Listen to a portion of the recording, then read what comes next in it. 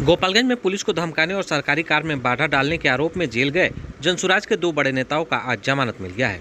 जमानत पर बाहर निकले जनसुराज के मुखिया मंटू सिंह और जिला पार्षद प्रतिनिधि विकास सिंह ने पुलिस पर गंभीर आरोप लगाया है।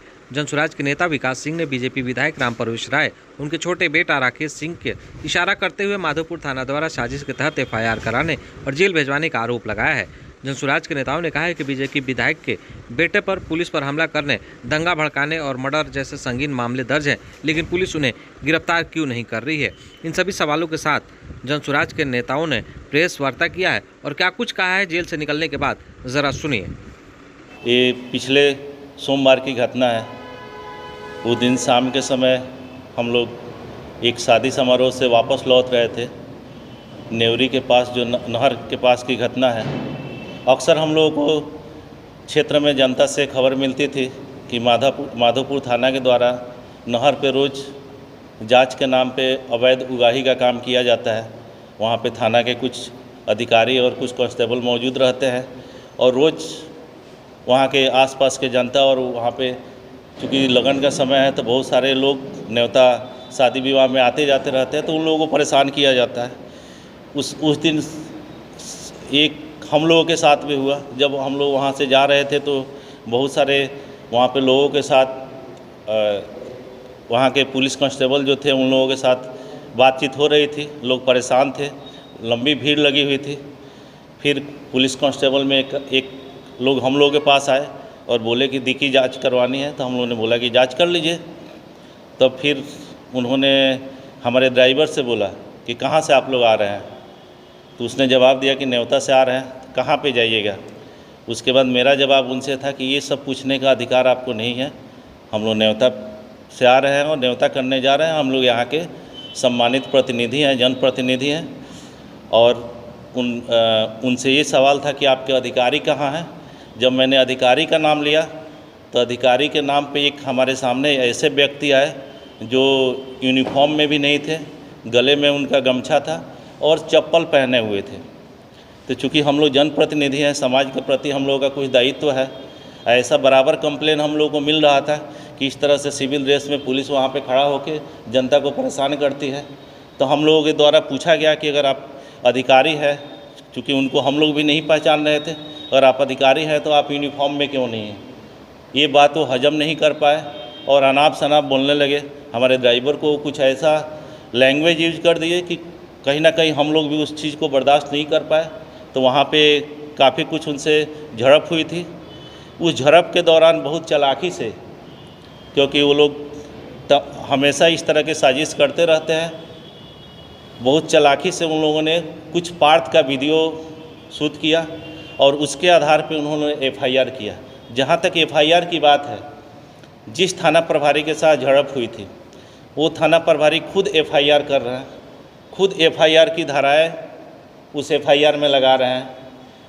तो मैं ये अपने ज़िले के कप्तान महोदय, पुलिस कप्तान से पूछना चाहता हूँ कि संविधान के किस धारा के अंतर्गत जिसके साथ पुलिस का जिस अधिकारी के साथ अगर एक जनप्रतिनिधि का झड़प हुआ है, खुद वही एफआईआर करेगा, वही एफआईआर में धारा निर्धारित करेगा। ये कहीं ना कहीं नाइंसाफ़ी है और हमको नहीं लगता है, जितना कानून की समझ मुझे है, कि ऐसा कोई भी अधिकार किसी पुलिस अधिकारी को मिल सकता है। दूसरी बात, चूँकि चुनाव का समय चल रहा है, चुनाव में पुलिस का काम है लोगों का जांच करना, गाड़ियों की जांच करनी, लेकिन मैं पूछना चाहता हूं कि क्या चुनाव में जांच करने का कुछ तरीके हैं कि नहीं। हम लोग चूँकि जनप्रतिनिधि हैं तो हम लोगों को भी पता है, क्योंकि अक्सर हम लोग देखा करते हैं, पुलिस को उसमें सहयोग भी करते हैं कि जब भी पुलिस चुनाव के दौरान, आचार संहिता के दौरान अगर जांच करती है तो उसके साथ वीडियोग्राफी मौजूद रहता है, वीडियोग्राफर मौजूद रहता है। क्योंकि आजकल पुलिस भी संदेह के घेरे में है। अक्सर पुलिस पे आरोप लगता है कि वो केसेज फ्रेम करती है। माधोपुर थाना के जो थाना प्रभारी हैं उन पे तो ऐसे बहुत सारे केसेज हैं कि वो केस को फ्रेम करते हैं, किसी के साथ कोई सामान ऐसे अवैध सामान रख देते हैं और उन पे केस कर देते हैं। तो मेरा भी सवाल उनसे यही था कि अगर आपको गाड़ियों की जांच करनी है तो आप क्यों नहीं अपने साथ वीडियोग्राफर रखे हैं। क्योंकि इलेक्शन कमीशन का एक सख्त निर्देश है कि कोई भी पुलिस वाला चुनाव के दौरान किसी भी गाड़ी का जांच बिना वीडियोग्राफी के नहीं कर सकता है। तो पुलिस पे एक गंभीर आरोप है, क्योंकि ऐसे बहुत सारे केसेज हो रहा है कि वो लोग कुछ नहीं रहता है गाड़ी में और आरोप लगाने के लिए लोग कहता है कि गाड़ी में ये पाया गया और वो पाया गया, उस आधार पे वो लोग FIR करते हैं। दूसरी बात हमको ये कहनी है कि आखिर ऐसी क्या मजबूरी थी कि FIR करने के बाद भी किसी को नहीं बताया गया।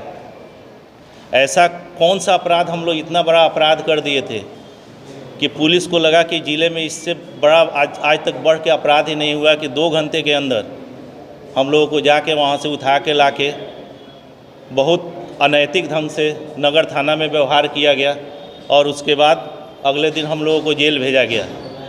उस FIR में ये लिखा हुआ है कि हम लोग थाना वहाँ पे पुलिस के जो सिपाही थे और पुलिस के जो थाना प्रभारी थे उन लोगों को हम लोगों से जान की खतरा थी। मैं ये पूछना चाहता हूँ, क्या गोपालगंज पुलिस इतनी कमज़ोर है कि 2 निहत्थे लोग, वो भी जनप्रतिनिधि है, सम्मानित जनप्रतिनिधि है, उनसे पुलिस इतना डर गई थी, उनके जान का इतना डर था कि वो लोग हथियार लेके भी अपने आप को सुरक्षित नहीं महसूस कर पा रहे थे। अगर पुलिस का ये रवैया रहा, अगर पुलिस अपने आप को इतना कमज़ोर समझ रही है तो कहीं ना कहीं जनता को पुलिस पे भरोसा नहीं रहेगा। तो पूरा का पूरा निराधार आरोप हम लोगों पे लगा है। मैं गोपालगंज के SP साहब से अनुरोध करता हूं कि आप एक स्पेशल जांच टीम बनाइए और ऐसे बहुत सारे अनेकों केस हुए हैं, क्योंकि हम लोग 5-6 दिन जेल में भी रहे हैं। जेल में भी हम लोग गए हैं तो तमाम यहाँ के इस थाना के कैदियों से मिले हैं। उन लोगों का आरोप भी यही है कि वहाँ के थाना प्रभारी एक सुनियोजित तरीके से शराब का कारोबार करते हैं। बहुत सारी ऐसी उन पे आरोप है कि अगर उसको अच्छे से अगर हमारे SP महोदय द्वारा जांच कराया जाएगा तो अविलंब वो थाना प्रभारी जेल के सलाखों के पीछे होंगे। कहीं ना कहीं पुलिस महकमे में भी उनको बचाने का कोशिश कर रहा है कि पुलिस की साख बची रहे। हम लोग एक शांतिपूर्ण आंदोलन का प्लान कर रहे हैं। हमारे साथियों द्वारा, हमारे जिला के पदाधिकारियों द्वारा ऑलरेडी DM साहब को एक ज्ञापन दिया जा चुका है। उस ज्ञापन में अपनी बात बताई गई है कि हम लोगों के खिलाफ़ कैसे कार्रवाई की गई जो निराधार थी। अब हम लोग SP महोदय और DM साहब से मिल के आगे की अपनी कार्रवाई की हम लोग शांतिपूर्ण अपना प्रदर्शन करेंगे और अपना आंदोलन करेंगे। और हम अपने ज़िले के तमाम जनप्रतिनिधियों से कहना चाहते हैं कि बहुत हो गई।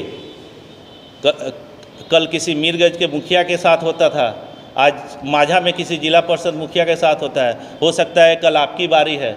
अगर आप आवाज़ नहीं उठाएंगे तो जनप्रतिनिधि का इज्जत बचाना अभी बिहार पुलिस के सामने, गोपालगंज पुलिस के सामने बहुत मुश्किल है।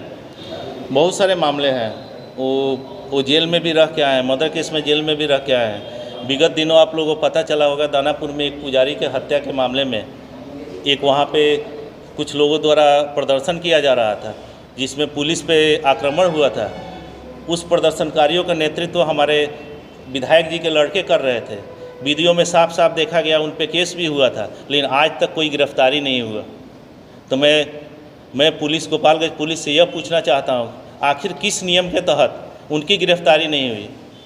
और हम लोगों के खिलाफ़ कोई, आप पूरे वीडियो में देख लीजिएगा, मैं एक शब्द भी नहीं बोला हूँ पुलिस के खिलाफ़। आखिर किस नियम के तहत मेरे पे 307 का धारा लगाया गया? मेरी गिरफ्तारी क्यों हुई है? इसका साजिश थी? यह बहुत बड़ी साजिश थी। हम लोग जन सुराज की लोकप्रियता को दबाने के लिए ये सब जो पहले से राजनीतिक दल जो इतने दिनों से बैठे हुए हैं, और उनको लग रही है कि हमारी ज़मीन खिसकने वाली है, तो उन लोगों के द्वारा साजिश रची जा रही है और जन सुराज को रोकने का प्रयास किया जा रहा है। लेकिन जन सुराज एक ऐसी विचारधारा है कि जन जन तक अपनी बात पहुंचा रही है। सब लोग जुड़ रहे हैं, हम लोग कहीं से भी पीछे नहीं हटने वाले हैं। अच्छा, वीडियो में एक बंदूक धरा रह जाएगा कि बात आज के सामने देखिए वीडियो में एक 26 सेकेंड का पोर्शन ही आपको दिखाया गया है। अगर किसी थाना प्रभारी द्वारा मेरे को और मेरे ड्राइवर को और गलत शब्द, गलत लहजा यूज किया जाएगा तो क्या मेरे साथ रहने वाले जो खुद एक जनप्रतिनिधि हैं वो अपनी प्रतिक्रिया नहीं दे सकते हैं? शायद शब्दों का चयन गलत हो सकता है। मैं ये नहीं कह रहा हूँ कि हम लोगों के द्वारा कोई गलती नहीं हुई है। हो सकता है कि हम लोगों के द्वारा कोई शब्दों का चयन गलत हो जाए, लेकिन इसका मतलब ये नहीं है।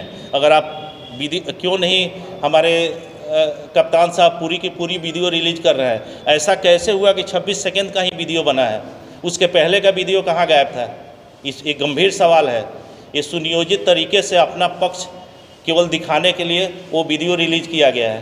और जहाँ पे भी मैं आज बहुत आप लोगों के माध्यम से कहना चाहता हूँ कि जहाँ पे भी जनता के खिलाफ और किसी भी अधिकारी द्वारा भ्रष्टाचार किया जा रहा है या जनता को परेशान किया जा रहा है, तो जन सुराज के एक एक नेता हम लोग साथ मिल के उसके खिलाफ आंदोलन करेंगे। अगर आपको भी लगता है कि पुलिस का रवैया ऐसे है तो कमेंट कर हमें ज़रूर बताइएगा। अगर आप हमारा चैनल यूट्यूब पर देख रहे हैं तो सब्सक्राइब कर लीजिएगा, फेसबुक पर देख रहे हैं तो लाइक शेयर और कमेंट ज़रूर करिएगा। हर रोग का एक ही इलाज मेडिकेयर है आपका समाधान। नवजात बच्चे, शुगर, पेट, छाती, हृदय, मुंह और दांत के अगर रोग से है परेशान तो आइए मेडिकेयर आपको देगा समाधान। मेडिकेयर में स्पेशल NICU, ICU और दवा सहित अन्य सभी सुविधाएं से है लैस। हाईवे रोड में शबनम होटल के पास B83 स्कूल के सामने है यह मेडिकेयर अस्पताल। लाइक शेयर सब्सक्राइब जरूर करें। धन्यवाद।